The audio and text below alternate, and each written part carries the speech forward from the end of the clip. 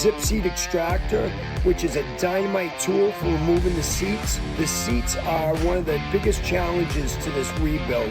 Most people end up stripping them because it's a soft brass seat, and the tools that were available prior to this made it difficult, that one part. But I'm going to show you how that works. That makes it super easy.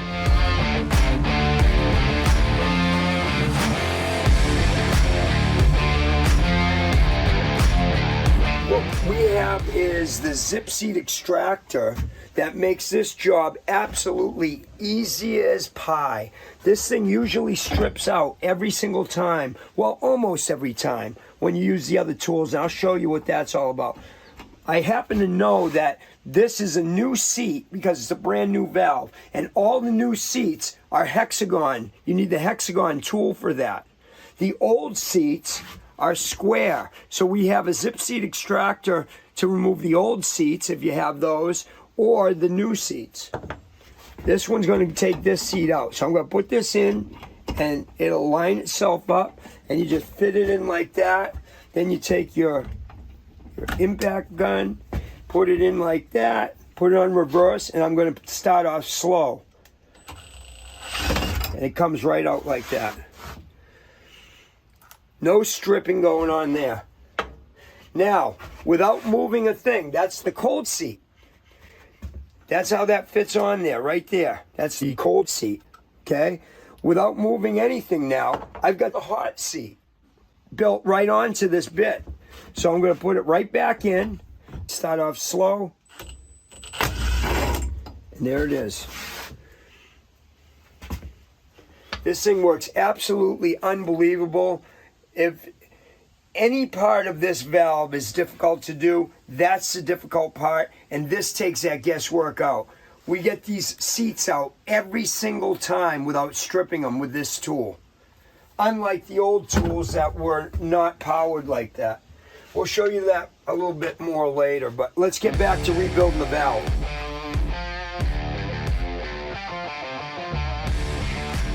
Now we're going to remove this seat in here that's already messed up. Let's see which one fits in here. That one doesn't seem to want to fit. There we go. So the old seat, so I'm going to take my socket bit that fits right in there with the power bit that goes onto my impact driver, and now slowly, with a little bit of leverage, pushing forward, and there it is. Look at that. Check this out. And look at this seat. Look how munched up this seat is.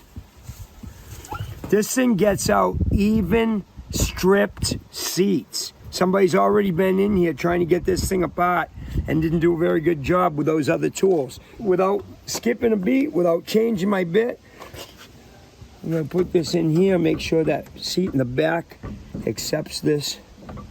It may not. Okay, so this seat's already been changed. Yep, we got an answer for that too. So this is the new seat wrench. It's going to go in there, fit in there perfectly. Same thing. I'm going to start off slow, push forward a little bit. Oh, that one came out easy. And there you go. Beautiful.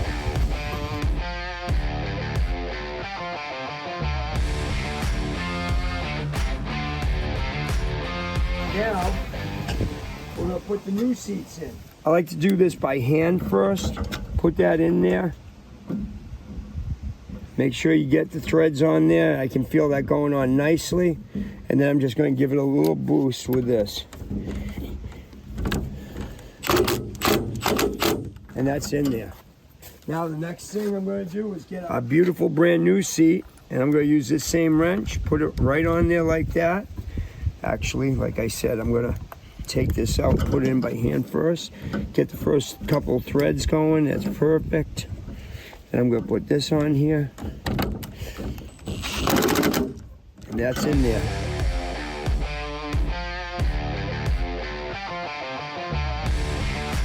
It doesn't matter whether you're a 30-year plumber like myself or a do-it-yourself guy, a janitor. The hardest part about this whole valve, believe it or not, is removing those seats without stripping them. I can't tell you over the years how many times I have stripped the seats myself with as much finesse and seasoned tips that I know about, unsuccessfully getting these things done only because of that reason. And that's why we came up with this. I invented the Zip Seat Extractor that could be used with a power drill, with an impact gun, with any kind of screw gun. They're absolutely amazing at getting these seats out without stripping them.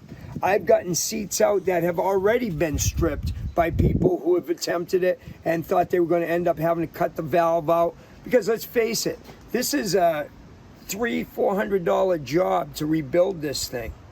But if you end up stripping one of those seats, you're gonna have to cut that whole valve out. And whether that means cutting it out from the face or cutting out the sheetrock from behind, or if you've got tile, cutting all the tile out, you're gonna have to rebuild all that. You're talking about $3,000 is the average price to rebuild, to replace a tub shower valve in someone's existing home. It's no joke. This right here prevents that from happening. I'm telling you, hands down, without this tool, you are not guaranteed to get this job done as quickly and easily as I showed you today. That's it for today. Thanks so much for watching. Give me a thumbs up, give me a subscribe, and whatever else you do on here. I don't know. Thanks.